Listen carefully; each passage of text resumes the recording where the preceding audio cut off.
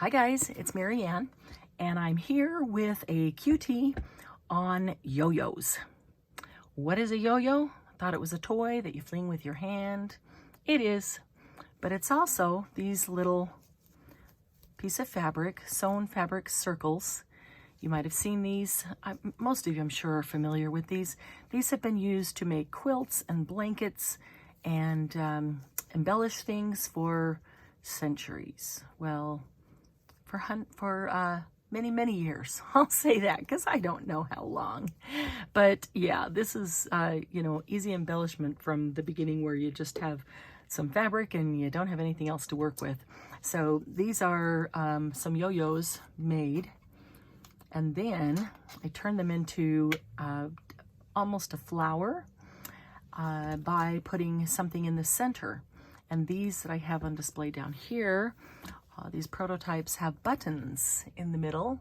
Isn't that one pretty? Very pretty button. There's a pearl button. Just a flat purple button. Still very pretty. This one's a button with a cabochon in the middle and a little bit of nouveau mousse around it. There's a button with a little bit of ribbon around it. And this one as well, the same ribbon around it, giving layers to the flower, layers of petals. You can make them whimsical. That's a fun and whimsical one. Or you can use metals to give a whole different look. You can make them elegant. That's what that one was. This one's elegant. You can do anything you want with them. So all of these I made with buttons, but I made some or got some that do not have anything on here. And first I thought I would show you how to make the yo-yo just in case you aren't familiar with them. So let's move all the yo-yos out. They're super easy to make. Anybody can make them. You don't need a sewing machine, even though you're going to sew. All you need is a needle and thread, and no, you don't even have to know how to sew. Super, super easy. So I'm going to put these here. These are our unembellished ones. So first of all you need is a scrap of fabric. I've got a couple scraps of fabric here. I've got that blue and green and purple and black one. There's a purple and pink and black one. And oh, there's a second purple and pink and black one. Are they the same width? They are. And then here's a white one with some nice design on the fabric. There's that is the right side right there. That'll make a pretty one with butterflies and flowers and things, white on white. Okay, so you only need a scrap of fabric that is 3.5 inches square, because I say that just as a starter, because you can make them smaller if you want, you can make them bigger if you want, but 3.5 inches is going to give you a pretty decent size yo-yo to start with, usable in any journal. So now we need to cut out a circle to make this. So you need something that is 3.5 inches in diameter. Well, I have found that my canning jar rings for a wide mouth jar are exactly 3.5. You probably have a lot of rolls of ribbon that are 3.5 inches in diameter. So it doesn't matter what it is, just find something that is 3.5 inches in diameter. And I'm going to turn this over to the wrong side, the back side of the fabric.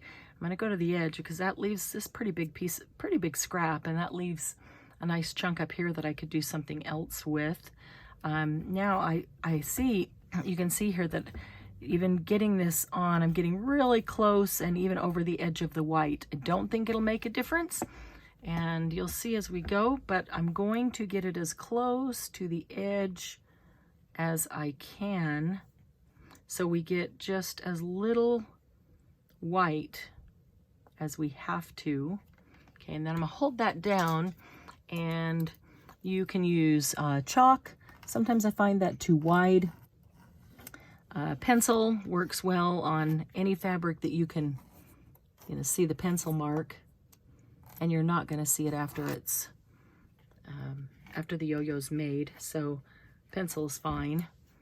Yeah, I can see that well enough to cut it out. Let's see if I can get one on here. I'm gonna do the same. I'm gonna go right to the edge almost, not quite. And see if I can run a pencil mark around here.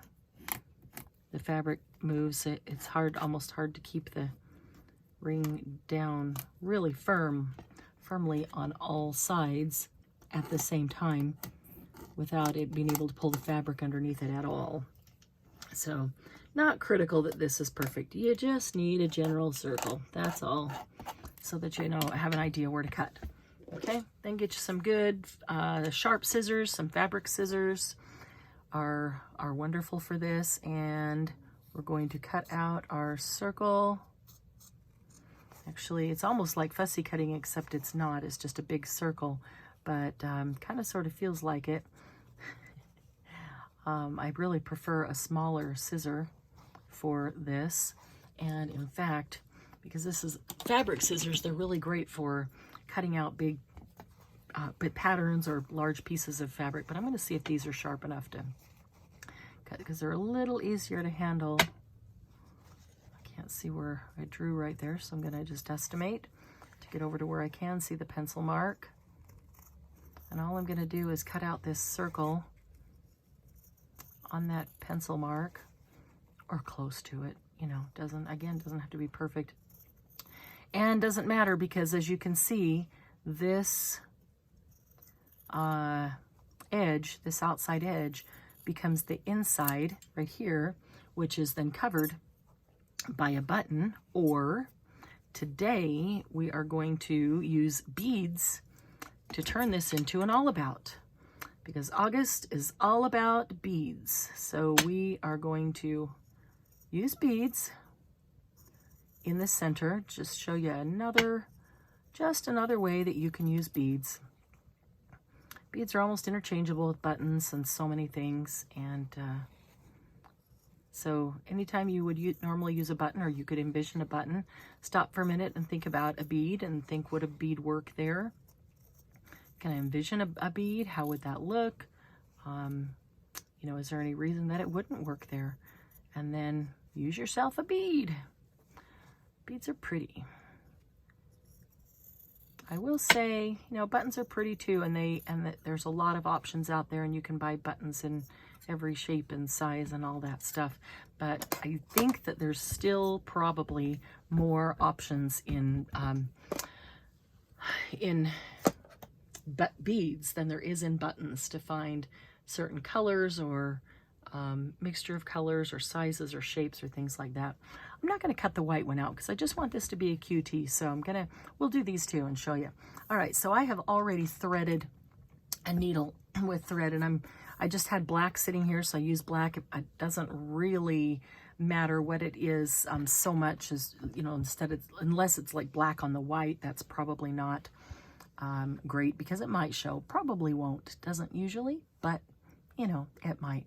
And now all you're going to do is an up and down stitch. So if you are not a seamstress and you have not ever sewn with a sewing machine, or if you've not even sewn with your hand, this is so super easy.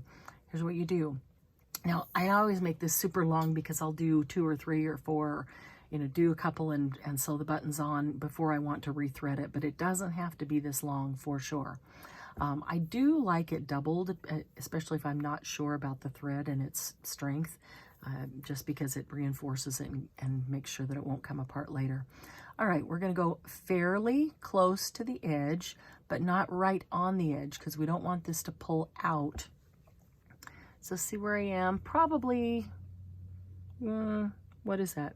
1/8 or a little less than 1/8 of an inch from the edge is probably where I am there. And I'm going to go up. Okay, I've got the right side up. And so I went from the bottom and I went up, pulled it all the way through. And then I'm going to go maybe about 1/4 of an inch, and I'm going to go down. About 1/4 of an inch and go up. So now if you're saying, all right, even I can handle that. Whoop. Guess I could turn it over and look at it. It'd be a whole lot easier, huh? If you're saying, all right, I can handle that. I don't sew, but I can handle that. Then here's how you make it even easier. You take this and we're going to go down here. Before I pull it through, I'm going to go up about 1/4 of an inch later. I'm going to go down about 1/4 of an inch later. And I'm going to go up about 1/4 of an inch later. And that's about enough. And then I'm going to pull it through. And just do, 4 stitches at one time. It's a whole lot quicker that way. All right. So I'm going to go down and up and down. You can even do more than 4, honestly. And down and up. I typically do it until I run out of room on my needle. That one got a little bit close. Okay. Down and up. I just keep putting it through the needle, squishing it back on the needle. And when I run out of room, I'll pull it through, or the fabric gets pulled all the way around. Okay, that's a pretty good chunk right there. So I'm going to gently pull that through. Whoops. Now see how this got caught underneath? You need to make sure that you've got it on the right side so that it will pull through gently there. Okay, so you can see all our up and down stitches there. So a quick down and up and down and up and up and down and up and down, or up and down and down and up. I don't know, I hear a song in there somewhere. I do. Okay, this is the most laborious part. This is a great thing to be doing while you're watching TV. If you pre-cut a bunch of fabric and you've got a stack of 3.5-inch circles, and then you sit down watching TV with the hubs and you're watching a movie, you can sit there and be doing this almost in the dark. I mean, you don't need a whole lot of light. And that's my biggest thing about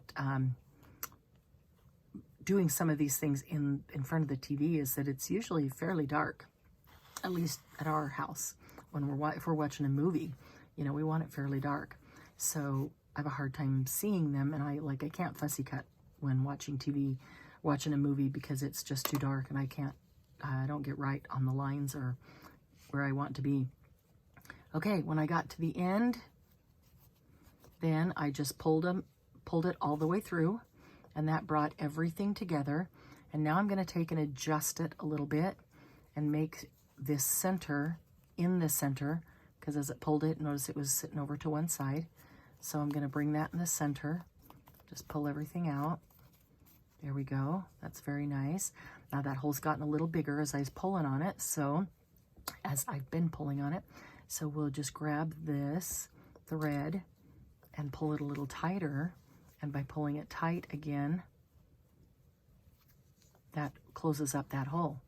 Okay, so there's a couple of ways that you can close this off. You can take this and you can tie a knot or 2 or 3 right there. Make sure that that's good and tight. Or you can just kind of stitch it to close it up. A knot is always good to start, and I like to just hold it like that so I know it's firm.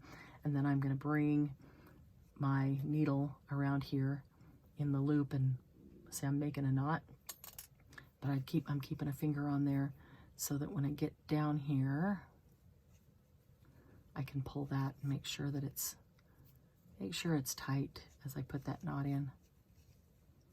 Come on, knot, get all the way down there. Okay, but then I'm going to go ahead and stitch it a time or two just to make sure. All right, so I get that in the center. So all I'm going to do is run this through just the very edge of a couple. Oh, I think I felt that knot go through that fabric, and it opened up, so that's not so good. Okay, so here's where my thread comes out. I'm going to bring it over to the other side. Okay, so the thread is going across the top, and then I'm going to stick it just inside the edge of some of these and go across and bring it out kind of right where it's coming out the first place. Pull that through. So I've still got this with my finger because I don't want to let it go and have that hole start gaping open. Okay, now I've got one over. So this is a safer closure than just tying a knot, because if the knot gets pulled through the fabric. Okay, we're going to do another one just the same. I'm just going over the other side through. But this time, as I come down to this last loop right here, I'm going to put it through the loop and then pull that. And then I'm going to make sure that's tight. I'm going to do one more that way, and I'm going to do it right over the top of my first one. So I'm going right underneath it to get to the other side, pull it up, and when it gets down to this last little loop, make sure the loop is laying right, then I'm just going to put it through the loop.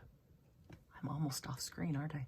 Put it through the loop and then pull it tight. Pull it tight, okay? And then I'm going to go underneath all of them and just run through once. And I'm going to go to this side, go underneath them all, and run through once. That kind of looks like it's almost coming out right there. So I'm just going to grab hold of that and bring it in tighter since I'm locking that up. Okay, so normally then I would just cut that off, and then there's my yo-yo, and go about sewing a button on later or whatever I wanted to do. So what's nice is just making these yo-yos up, having them ready to go, and then when you need them, you can grab one and see what color is going to work with your scheme and what type of embellishment you want in the center. So this one, I know I want to put a bead, and so I'm going to leave this thread attached, and I'm going to grab a bead because I just as well, while it's attached, since I know I want a bead, I've got a few beads in this little glass jar. You know what? I've got some little white lace that can be put right there. I've got a tiny white flower that can be put right there.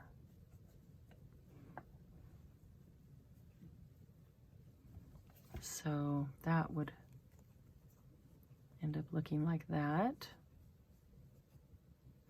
Let me see what else I've got. Oh, that's a pretty one. Right there. Some silver on it. That's pretty. Okay, I'm going to do that one. All right, so here's what I'm going to do. I want to just attach this little crocheted flower, so I'm going to go up on this crocheted flower, bring it in close. Now I could do these all in one, but I want to make sure that each one is attached and the whole thing doesn't just come apart later. So I'm going to go down in the center, but I'm not going to go all the way through. I'm just going to go through that little bunch on the top and come out the other side.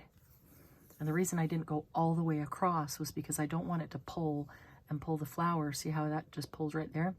If I went all the way across, it would just pull it all together. And I do want to leave it flat, somewhat flat, because it's going to curl anyway. So I turn the flower around. I'm going to do the same thing. I'm going to go down in the center and then just come out the other side right there. Okay, so now that's on. And now I'm just going to take my bead and go through the bead. There's the bead. Okay, I want the bead to be right in the center. I think I kind of went a little bit too far out with this thread right there. Let's see if there's a way to rectify that, because I don't really want that black thread hanging out there, showing out there.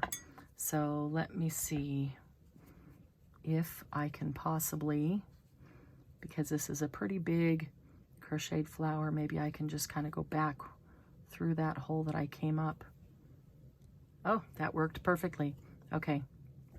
I want to get closer into the center as I come up. There we go. Because I don't want this black thread showing. So I want it to come up really close to the center. I'm going to put it through my bead. I'm going to lay my bead on there. Which side am I on? I'm on that side. So that means I need to go down in this side. And I'm going to go, again, really close to the center, but I want to go exactly across from where I am up on the other side. Okay, so exactly across, and I'm going to come up just barely that side of center. I hope that made sense, and I hope you can see it all right. Okay. need to kind of turn the bead around and make sure that it's laying on its side. I mean, if that's the way you want it. If you want it on one end, you can just do like that. But I don't want that thread, you know, coming down one side. I actually want the bead to lay on its side like that. Perfect. There it is. That's exactly what I want. All right. So now I need to just anchor this in there. So I'm just going to go in. Actually, I'm looking at this and I'm saying, okay, that's one run through the bead. I think I'm going to do that one more time. I'm going to go down almost in the center and just come up. I want to come up right by where that other thread is, right there. There it is. Perfect. Slowly pull it through so we don't get a knot. Okay, pull this tight to get that bead tight on there. Wants to loosen up every time I let go. And I'm going to run it through the bead again. Whoops, got the little flower, and I don't want the little flower. Okay, I'm doing that just to give it some extra strength through the bead. All right, then I'm going to take this and go down underneath it here.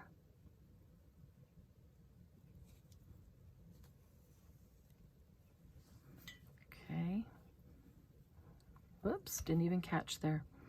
All right, let's do that again. I want to make sure that I don't go through the bottom. I just need to catch enough that I can anchor it off. I want that tight. Okay, another way that you could do that is pull these back. Make that tight. Pull these back and take this and wind it around, say 3 times. Keep that on tight, got a hold of it. Grab your thread again and run it through. And then do what we did before where you go through the hole, you're creating a knot. But I don't want it hooked on the flower.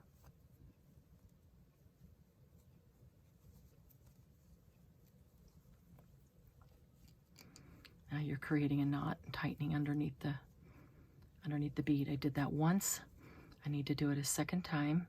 And basically I just want to go into where all the thread is, where under the bead, where it's all wound around, and go right through that thread. And this happens, if you pull too fast, you'll get knots right there. So pull slowly, and that's because I have so much thread. But I'd rather be able to do several, or at least 2. Pull that tight before having to rethread. Okay, that's good and tight. All right, and then just go in and cut it. I'm gonna need some tiny scissors to get in and slip that thread really close under the bead. There you go. Okay, and there we have a pretty teal and purple and black yo-yo that we've turned into a flower with center petals of white crochet and a center of turquoise, and I guess it's turquoise, not teal. Well, it's good. Actually, this one has both in it, but this is pretty much turquoise with silver. Okay, so there we go. So that is how you do one. I can take these. I'll take a couple of these and I'll sew a couple more on. I think I might use this little butterfly bead on one. Got, all kinds of beads. I could use just a plain purple one like this. What else is in here? Ooh, that's pretty. Maybe if I put some white on there. Maybe even do like 3 of these to make a little center that's got that iridescent shine. That would be pretty too. Okay, so I'll go ahead and do a couple more of those, and take some of your fabric scraps and try it out. It doesn't matter what fabric it is. It's going to go with something. You can make them plain. You can make them with print. Doesn't matter. You can put centers on them. You cannot. You can use beads. You can use buttons. bubbles. You could use anything that you want in the center. Got a bunch of beads over here too. You could pull any of these. These would be pretty on the black and white one. On the white one, turning it into a black and white one. So, oh, here's another purple one that would be, wouldn't that be pretty on that funky shaped bead, that square shaped bead on that one? Wouldn't that be pretty right there? I think I'll do that. Alrighty. Thanks for joining me today and looking at how to make yo-yos. And the yo-yos from scratch you can use for anything, but then turning them into all-abouts by adding a bead. A couple weeks ago, an all-about for for July was a flower. So you could put a button on and turn it into a flower there. But even with the bead, actually that looks a lot like a flower, and that's purposeful. So we kind of got an all-about for July and an all-about for August all at the same time with that one. So thanks for joining me. I do appreciate it. I invite you to join us on Facebook in our Happy Paper People group if you haven't already joined us there. It is a group of people that are happy and love paper crafts and paper art and do some magnificent things, and everybody helps everybody. We've got artists from all genres there. Love to have you join us. But in the meantime, until I'm back with another tutorial, stay curious. That's how you learn. Stay curious and try something new. Have a great night.